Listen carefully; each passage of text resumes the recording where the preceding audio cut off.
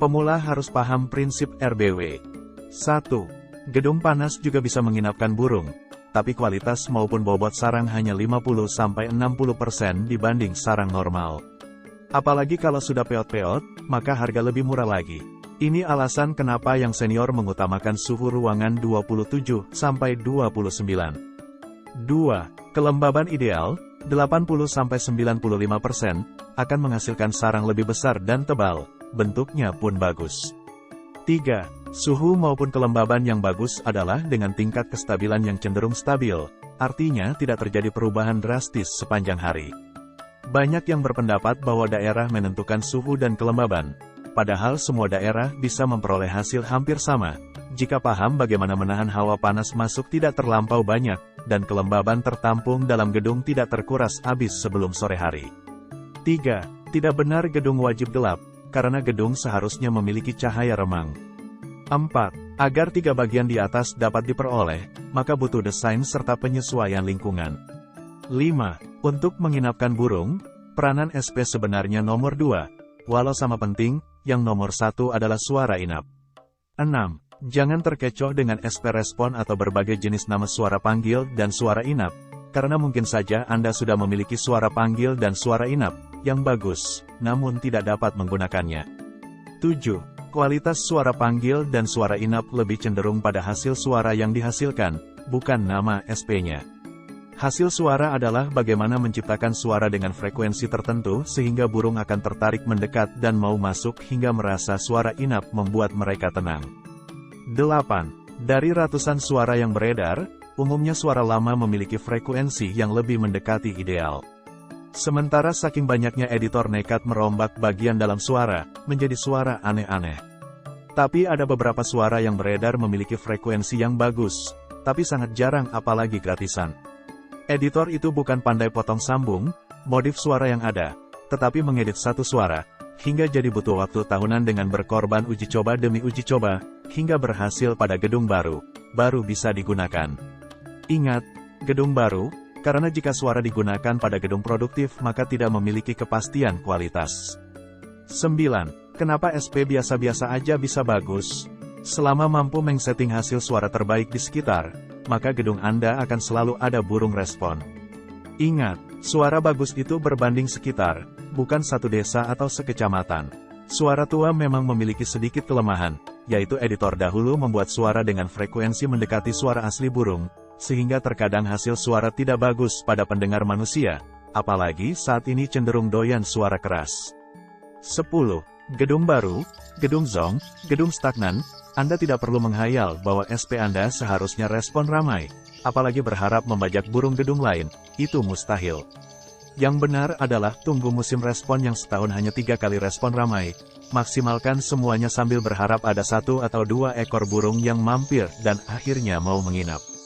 Saat ini Anda harus sabar menunggu hingga terkumpul 100-an sarang dan Anda baru bisa melihat senantiasa ada burung bermain.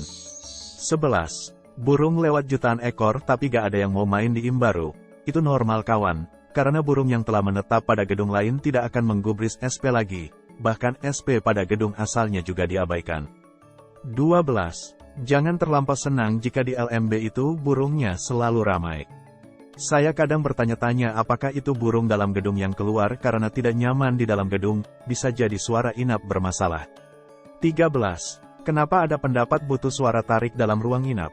Sebenarnya pada suara inap sudah ada kandungan suara tarik, jika harus selalu ada suara tarik, artinya suara inap tidak maksimal berfungsi. Editor handal gampang membuat suara inap dengan kandungan suara tarik setara frekuensi suara inap. Mirip suara tarik yang bocor.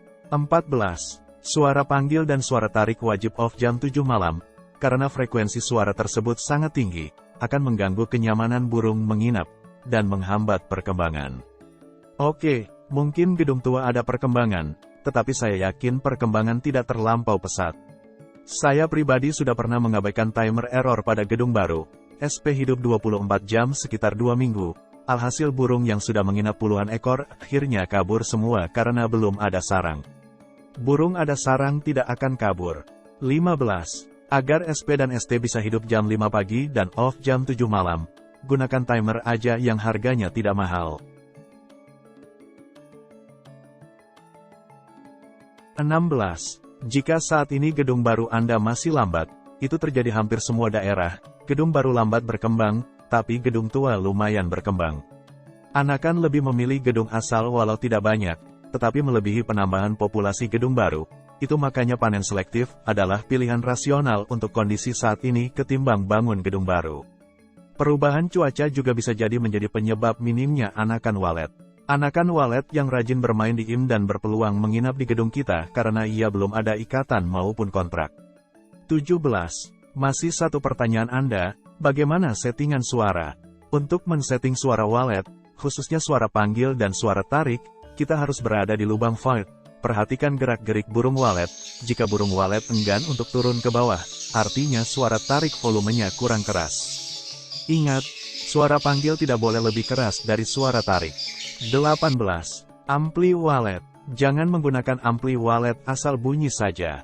Karena sebagus apapun suara walet yang Anda pakai, jika tanpa diimbangi dengan ampli walet yang bagus, itu akan percuma.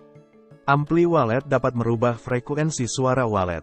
Jadi perhatikan dan teliti terlebih dahulu sebelum Anda memutuskan membeli sebuah ampli walet. 18.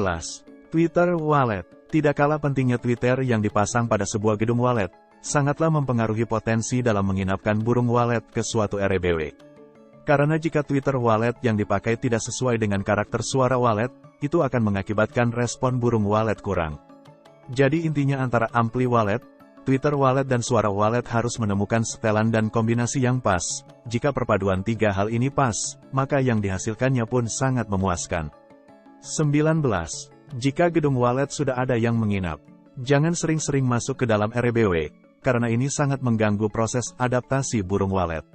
Akibatnya jika Anda terlalu sering masuk adalah, burung anakan ataupun babon yang sedang beradaptasi akan kaget dan pastinya akan kabur ke gedung walet lain yang mereka anggap lebih aman dan nyaman untuk menjadi tempat tinggalnya. 20. Pola panen harus dijaga. Jangan sekali-kali melakukan panen dengan metode panen rampas. Karena panen rampas akan membuat populasi burung walet berkurang. Metode panen rampas membuat anakan walet banyak yang berterbangan dan pergi. Hal ini juga menyebabkan burung walet yang akan bertelur pindah ke gedung lain, karena sarangnya sudah diambil duluan. Nah, bagaimana menurut Anda tentang 20 hal yang sangat berpengaruh dalam budidaya walet? Silakan tuliskan komentar Anda. Semoga saja informasi ini bermanfaat. Assalamualaikum warahmatullahi wabarakatuh.